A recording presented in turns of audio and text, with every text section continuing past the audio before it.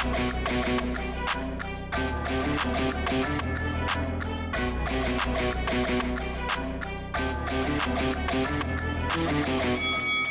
guys, welcome to Boxing Squared for boxing news and views from around the internet.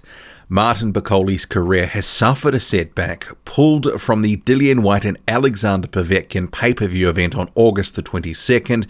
That's at the Fight Camp in Eddie Hearn's back garden. And for some, I think they will see this as just, well, he can get on to another card, but I actually think this is a more significant setback for him at this stage of his career than people may realize, and I'll get into that. But of this sort of card, which is headlined by Whyte and Povetkin, and then you have Pursoon and Taylor on the undercard, Bakole and Kuzmin, which was the original fight that Bakole was going to be in, and then obviously Kuzmin pulled out. That was going to be a very good crossroads fight for both. But you have questions about the rest of the card. So Bakole off it. Who is going to come on? What are they going to do? We still haven't had the fight confirmed as well for another heavyweight who's on the card, Alen Babic. He's the 5th of 5 fights on that card.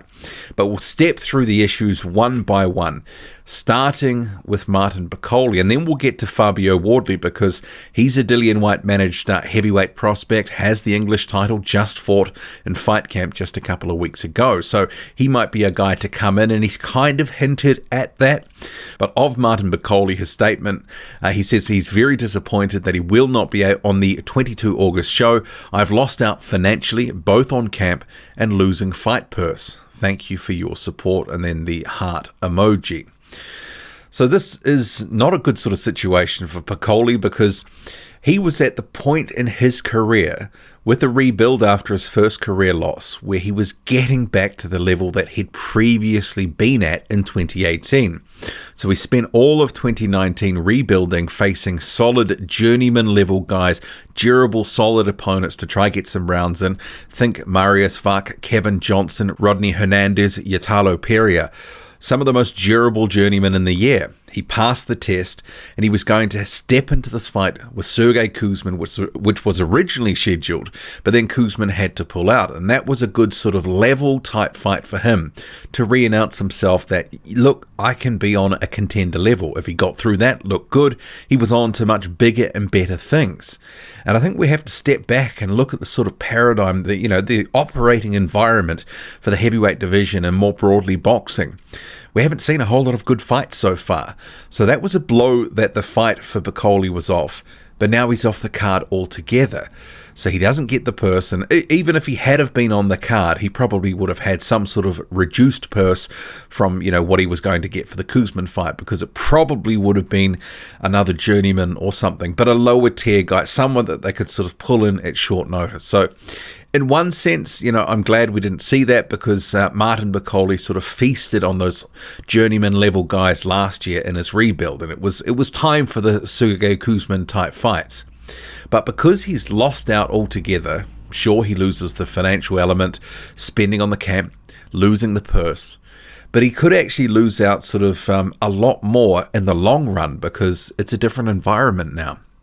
We have to consider that those sort of decent level fights, but also the opportunity to be on cards, because remember, the schedule is not stacked at the moment. The opportunities might be few and far between. That might have been his one opportunity in 2020. So if he has to sort of sit out a number of months, even if it's 3 more months, he's losing a chunk of his career that he never gets back. But because it's these COVID times, it could end up being a double blow because those competitive fights, as I mentioned, we're not really seeing many of them. And that sort of Kuzmin level fight, when does he sort of get that opportunity back? Because we don't want to see him back feasting on journeyman, in his rebuild, because the rebuild is done now. He's actually got to be stepping into the proper fights where he's testing himself, because if he wants to really contend for a title, he's going to have to be in some hard fights on the way up. And he seemingly is ready for that. He has made improvements. He's better than he was in 2018. And what if it's another 6 to 12 months before he gets another opportunity? That's not good for his career. He loses a chunk of his prime. And we're going to have a number of guys that are either sitting out, voluntarily, or, they just don't have a choice in the matter. They're not getting the fights, not getting the sort of fights that they want, and they're going to be losing some of the prime of their careers, not being able to sort of build on their sort of burgeoning legacies in the sport. So, yeah, for Martin Bakole, it's not good. And you can sort of look at it and go, well, it was just Sergey Kuzmin, or, well, it was just a fight date here. But, opportunities may be few and far between, especially for the more meaningful fights. And that was really the shame about the Kuzmin fight falling over. So what if it happens to be another year before we see him in a meaningful fight? It's not good. But of this card, what happens now? Because obviously you only have 3 fights sort of penciled in here. You don't have a sort of a full ledger, and it's less than 2 weeks out from fight night. Obviously, the main event and co-main event, that's not an issue. But it was the Martin Bakole and Sergey Kuzmin fight, especially for hardcore boxing fans that knew the sort of significance and importance of that fight to their respective careers and, where they were going. That might have been the thing that sort of tipped them over. Yeah, I'll buy that. Because at the moment, there is going to be a reluctance for many reasons for people to buy pay-per-view. Either they've had their hours cut, they just can't afford it, or they don't like the card. There is a number of people that don't think this is the strongest card, and if you have fights like the Bakole and Kuzmin one dropping off, you've still got a TBA for that fight to replace Bakole, and you have Alan Babich, who's a heavyweight prospect with just a few fights on his ledger at the moment.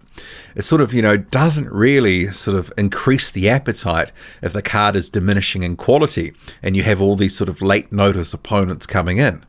But I guess the question with, what next is Fabio Wardley going to be joining the card? Because he was asked a couple of questions by people. Someone had said August the 22nd with these side eyes. And also you had someone else saying, dude, you're going to be on the white card. Hope so. And Wardley responded the same way with the side eyes emoji. So to me, that sort of signals he might be in the frame here. So for him, if he can manage to get on that card, remembering he took out Simon Vallily in under 3 rounds just a week or so ago, it's going to be good for him, his career, his profile, and maybe he can become some sort of UK version of Clay Collard, sort of, joining cards and sort of getting some good wins and highlight reel performances. But I guess, it was more the sort of underdog story for Collard. But there's going to probably be someone in the United Kingdom, either on the Frank Warren cards or the Matchroom cards in the coming months, because these are just the first sort of slate of shows. There's going to be more. You're going to have someone who starts to resonate with fans. Maybe Wardley can be that guy. But who would they put him in against? Because remember, at short notice, you have to keep expectations in check about the opponent. And someone who's going to be stepping in at late notice is going to be wanting to be paid a premium. So there's been talk about, Nick Webb potentially as a guy for Fabio Wardley to face next. That's someone that Dillian Whyte, who manages Wardley, has said, look, that would be a guy I would like to put in next for Wardley, and then on to someone like a Dave Allen. And I guess Dave Allen, that's another guy who could come onto the card, but it's becoming a bit late in the piece. I mean, there were a few people around the place who were saying he should have fought Martin Bakole. But, for me, that wasn't the fight. It would have been more of the same. Martin Bakole facing a Marius Vuk type guy. Dave Allen would have been that guy sort of standing there taking a bit of a punishment. Martin Bakole is very heavy-handed. So in a way, I'm glad he didn't take that fight, because it would have been a mismatch for many people. Allen has a level, and Bakole is just operating slightly above where Allen is at the moment. No disrespect to Dave Allen, but that's where he is in his career. And if he is really taking his career seriously, as he says, he's training harder, why would you sort of toss yourself into fights that you constantly get criticized for tossing yourself into, if you see what I mean? So yeah, Dave Allen, we'll have to see what happens. And I don't really understand why people are criticizing him, even if he did turn that fight down. I think that's a sensible decision. But on the other hand, Dave Allen versus someone on Dave Allen's level, it's maybe not exactly the sort of fight that fans would want to see either. So it'll be interesting to see if Allen is on the card. But then again, if he's not, where are they taking him? Where is he actually going in his career if he wants to do it his way, which is he says he's going to do it the right way? And then you come to Alan Babich. It's that open question. And that's another Dillian Whyte managed prospect. Who's he going to fight?